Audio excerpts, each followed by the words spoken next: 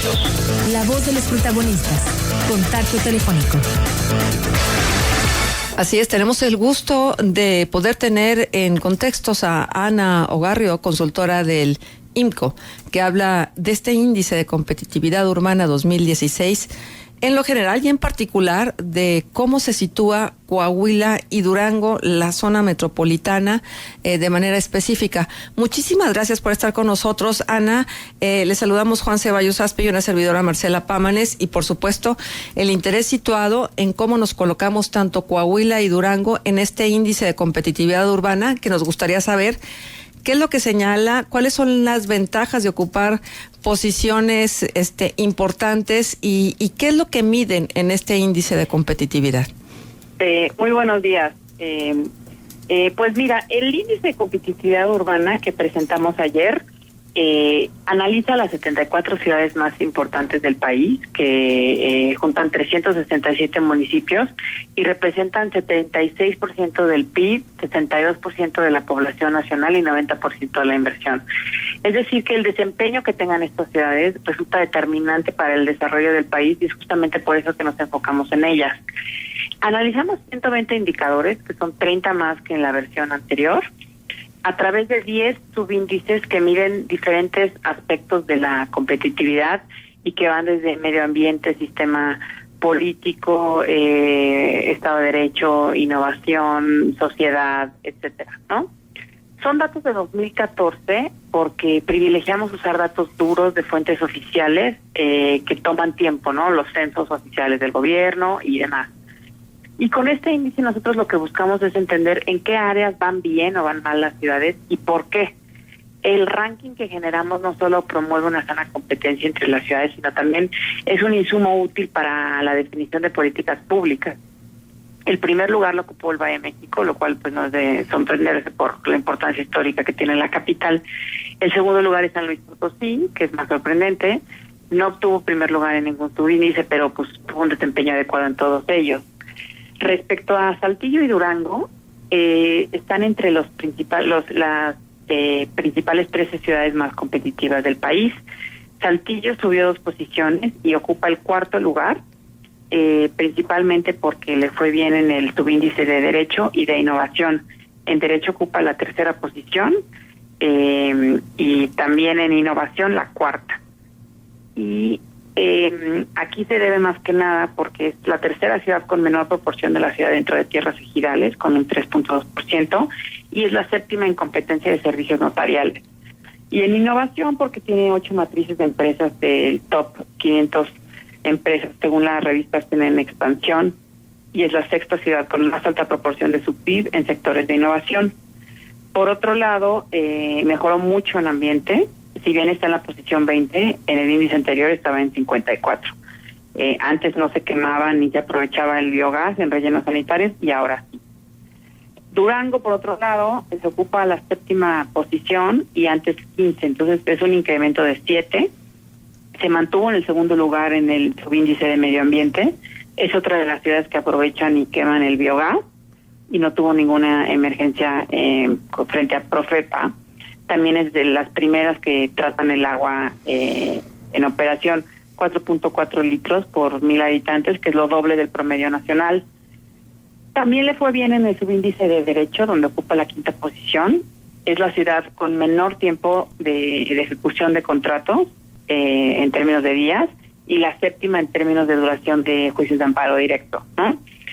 También hay en el subíndice de Derecho donde más mejoró fue en la percepción de seguridad, lo cual es un punto muy importante. Ocupaba la posición 48 y llegó a la 9ª, porque la población que se reporta en una encuesta del gobierno, el sentirse segura, pasó de 19 a 44%. También bajaron las tasas de homicidio. Y donde más mejoró también es el sistema de gobierno, porque ocupa el primer lugar en la muestra en el porcentaje de hogares que tengan agua surtida por pipa, ¿no? Pues bueno, estos son algunos de los indicadores específicos de las ciudades. Lo que creo que es muy útil es comparar con cómo está el promedio de la muestra, cómo están otras ciudades capitales y aprender de qué están haciendo bien. Y esto se refiere a la primera parte del índice. La segunda parte es un una investigación que hicimos y análisis sobre la reelección municipal y la rendición de cuentas para ver de qué manera puede lograr un círculo virtuoso y no vicioso. Pues la reforma política del 2014 nosotros consideramos que tiene un potencial transformador muy grande que permite la reelección consecutiva municipal, pero es una reforma que nace debilitada, ¿no? Porque se limita a un solo periodo, condiciona la postulación de un candidato a que sea el mismo partido con el que llegó al poder. Esto de facto lo que promueve es que el alcalde sea leal primero al partido antes de la sociedad, y excluye a todos los municipios que contengan periodos de 4 años, como Hidalgo y Veracruz. Pero hoy en día en 71% de los municipios del país se permite la reelección, y lo que nosotros hacemos es identificar cuáles son los riesgos y las oportunidades para que esto transforme la gestión de las ciudades. Entre los riesgos identificamos 2 principales: el hecho de que no hay suficiente información el día de hoy sobre la calidad de la gestión de los gobiernos locales. Al día de hoy, tristemente, un ciudadano realmente no puede utilizar el voto para tomar una decisión educada, sustentada en datos, sobre la gestión del presidente municipal, y el voto solo funciona como un mecanismo de castigo cuando hay competencia electoral real, ¿no? En este sentido, las barreras que se ponen a los candidatos independientes, pues otro de los retos que vemos. Hay veces que se les piden un porcentaje de firmas de la lista nominal altísima, ¿no? Lo cual lo vuelve de facto inviable. Y vemos 3 áreas de oportunidad principales, ¿no? El sistema profesional de carrera, la recaudación del impuesto predial y la mejora regulatoria. Como saben, cada 3 años los municipios básicamente se reinventan. 73% de los titulares de las dependencias llevan menos de 3 años en su cargo. Entonces, pues con una rotación de este tipo, el efecto negativo sobre la calidad y las capacidades locales de la administración son brutales, ¿no? También vemos que los salarios no son competitivos y hay una baja cobertura de seguro social. El 76% de los funcionarios municipales en el país ganan menos de 10,000 pesos. Y una mala administración repercute en malos servicios. Y la reelección... Te voy a interrumpir porque, Ana, perdóname, te voy a interrumpir porque este dato que nos proporcionas es muy interesante. Siempre hablamos, y sobre todo a nivel municipal, de cómo manejan la nómina, es decir, el rubro de gastos personales. Y la verdad de las cosas es que siempre estamos incidiendo de que es necesario que se baje la nómina, pero me llama la atención esto que nos estás diciendo, que creo que es muy revelador. El 70% de los funcionarios públicos gana por abajo de 10,000 pesos. Sí, lo que pasa es que, sabes, que el tema de la nómina, muchas veces nos quejamos en los salarios altos que llegan a ser escandalosos de algunos funcionarios públicos, pero si te pones a ver los datos a nivel nacional, un problema es que se puede gastar mucho en términos de nómina, pero no necesariamente porque ganen salarios muy altos, sino porque los salarios, porque los funcionarios son demasiados, hay un exceso de personal, ¿no? Uh-huh. También hay al menos 140 municipios con exceso de personal, que se define como la tasa de burócratas per cápita se desvía significativamente de la media, ¿no? ¿Y eso lo midieron estado por estado? No, esto no es parte del índice. O sea, el índice tiene 120 indicadores y es un análisis cuantitativo en las 74 ciudades. Esto es un análisis, una investigación cualitativa con los datos que logramos encontrar, a veces a nivel nacional, a veces a nivel estatal. Pero pues sí, yo entiendo que muchas veces nos quejamos de los salarios de los altos funcionarios y con razón, pero aquí con los datos que yo tengo, la distribución de los salarios de los funcionarios municipales varía también mucho en base, obviamente, al tamaño del municipio, ¿no? Pero 76% de los funcionarios sí tienen salario menor a los 10,000 pesos que te digo, uh-huh, y 38% ganan menos de 5,000 pesos y otro 38% de 5,000 a 1,000 pesos, ¿no? Uh-huh. Perdón, de 5,000 a 10,000 pesos. Uh-huh. Entonces, hay baja cobertura de seguridad social y un exceso de personal, ¿no? También esto puede explicar un poco por qué puede haber un alto gasto en servicios personales y al mismo tiempo la gente gane poco, porque hay demasiada gente en algunos casos, ¿no? Claro. Y porque los grandes salarios se concentran en poquitas manos. Exactamente, exactamente. Entonces, yo creo que hay que darnos cuenta que hay que desglosar estos datos y entender cómo se distribuye, ¿no? Claro. Porque igual el problema no es tanto el monto total de servicios personales, sino la manera en que se distribuye. Exacto.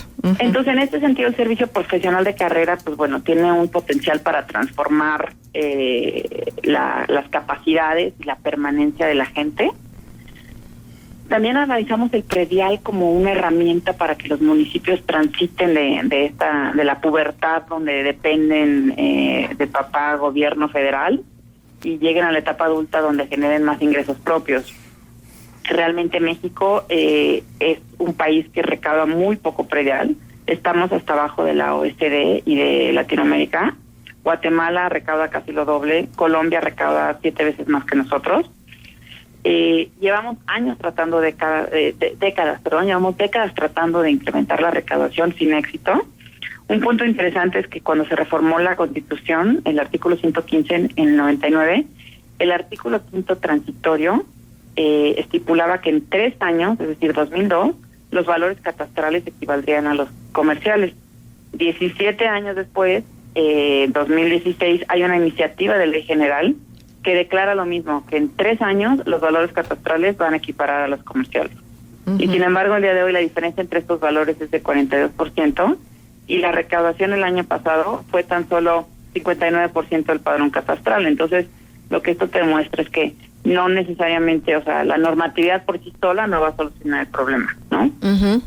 Y ahí vemos 3 principales retos. El técnico es que hay pocas capacidades en las oficinas de catastro y que los procesos de evaluación y cobranza son vulnerables a la corrupción.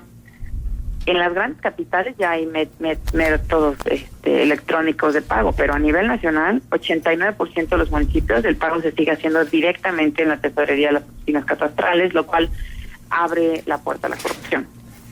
Ajá. El reto político es acabar con esta cultura, no solo de no pago, sino también del no cobro, ¿eh? Hay un abuso de los subsidios y excepciones que se dan, ¿no? A veces son justificadas con fines sociales, pero no hay reglas claras. Por ejemplo, en Zacatecas, los inmuebles de partidos políticos están exentos del predial, ¿no? Lo cual, desde mi punto de vista, no tiene sentido. Pues no. Y tampoco se sancionan morosos, a diferencia de otros países. Entonces, de facto, el pago del predial se vuelve casi voluntario. Y hay una serie de incentivos en la Ley de Coordinación Fiscal diseñados para promover una mayor recaudación, que en este capítulo explicamos a detalle por qué no funcionan para nada, ¿no? Y básicamente la reelección viene a cambiar los incentivos del sistema. Hasta ahora los presidentes municipales se mostraban renuentes a incrementar la recaudación por miedo a un costo político. Sin embargo, lo que nosotros demostramos es que cuando se hacen bien las cosas, no solo no va a haber un costo político, sino de hecho les puede redituar y generar un capital político, ¿no? Claro. Gracias a la reelección. Y por último hablamos de la mejora regulatoria, la necesidad de tener reglas claras. Es una política que sirve para crear un ambiente empresarial más dinámico. A nivel federal, México es líder y ha habido avances a nivel estatal, pero sí seguimos muy rezagados a nivel municipal. Solo 400 municipios en todo el país tienen la SARE, que es un sistema de apertura rápida de empresas, y los municipios entorpecen las actividades tanto de los ciudadanos como las empresas. El promedio para realizar un trámite toma 8 horas en un municipio, comparado con 1.4 en la federación y en el estado. Entonces, los cortos periodos de gobierno nuevamente no han permitido profundizar en la mejora regulatoria, y la reelección pues abre la posibilidad de cambiar eso. Entonces, básicamente en eso consiste la segunda parte del índice. Es un análisis muy relevante que está viviendo el país ahorita por el hecho de que ya muchos presidentes municipales del día de hoy son la primera generación que se va a poder reelegir, y pues hay que aplicarnos para que todas estas cosas sucedan y que se den los cambios necesarios para aprovechar la reelección y no padecerla. Claro. Ana, digo, muy interesante, ciertamente que estás poniendo el acento en algo que se ha venido contemplando desde hace tiempo, que es la poca capacidad de los municipios de generar recursos propios, la dependencia total y absoluta que tienen con la Federación y con los estados correspondientes. Llama la atención que no solamente es la cuestión del predial, también el cobro del agua potable, en que pues la eficiencia de la recaudación queda de manifiesto, o la ineficiencia, mejor deberíamos de decir, ya que el cobro del agua está en una de las peores condiciones. Es más, inclusive hay quienes afirman que por encima del predial, y desgraciadamente esto hace también que sea un cuello de botella el poder satisfacer una de las necesidades más elementales de cualquier centro poblacional, que es la dotación de agua potable y todos los servicios de drenaje sanitario. Exactamente. En términos de generación de ingresos propios, el predial es el más importante, pero el cobro de agua es otro de los que la Ley de Coordinación Fiscal incluye como un criterio para premiar a los municipios. Ajá. Esta ley determina de qué manera se distribuyen las participaciones federales. Exacto. Hay un fondo que se llama el Fondo de Fomento Municipal, que es específicamente diseñado para apoyar a los municipios, y ahí en el 1990 se reformó para incluir dos variables, tanto predial como lo que tú mencionas ahorita, que es el cobro de agua. Uh-huh. Pero como se diseñó realmente, la fórmula premia al Estado como tal, en su totalidad. Entonces, se diluye el esfuerzo de un municipio en lo individual. Es decir, si yo como un presidente municipal hago un esfuerzo brutal y triplico mi predial para que a mi Estado le toque más dinero, todos mis pares también tienen que incrementar el predial, pues si no, se va a diluir mi esfuerzo y solo se va a tomar en cuenta la contribución de predial como una suma del esfuerzo de todos. Entonces, pues, realmente esto diluye muchísimo el incentivo. Y por otro lado, los estados tienen la capacidad de, una vez que reciben el Fondo de Fomento Municipal, decidir bajo qué criterios lo distribuyen, que suelen ser criterios relacionados con el densidad poblacional o índice de marginación, ¿no? Claro. Entonces, si un presidente municipal hipotéticamente se esfuerza muchísimo para quintuplicar o triplicar el predial al grado de que esto se ve reflejado a nivel estatal, aún así, cuando el Estado recibe todo el dinero, ese presidente municipal no tiene ninguna garantía que vayan a premiar su esfuerzo y que le vaya a tocar más. Entonces, uh-huh, pues imagínate, realmente no funcionan estos incentivos. Claro. Y es algo que tenemos que cambiar. En la sección de recomendación ponemos de qué manera, ¿no? Pero es que, ¿de qué forma también podemos entender que esto pudiera suceder, Ana? Si muchas de las veces el agua es utilizado, su manejo políticamente hablando, sobre todo en función de los votos. Si sigue siendo un capital electoral, difícilmente podrá llegarse a un nivel de eficiencia. Pues de acuerdísimo, y de hecho en la primera parte del estudio hablamos sobre experiencias internacionales y qué nos dicen sobre la reelección, ¿no?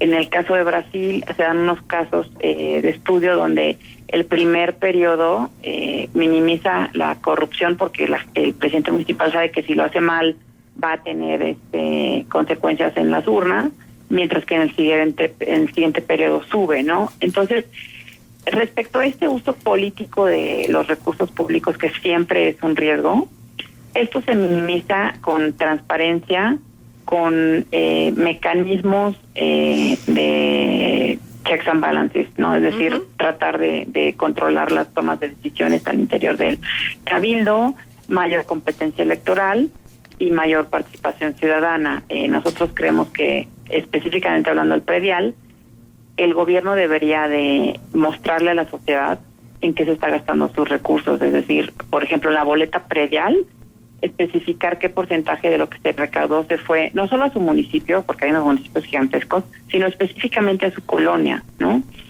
Uh-huh. Si bien el gobierno ha tenido muchas fallas en su manejo de las políticas relacionadas al predial, hay que aceptar que la verdad la población muchas veces considera que no tiene por qué pagar impuestos y se muestra renuente a hacerlo, ¿no?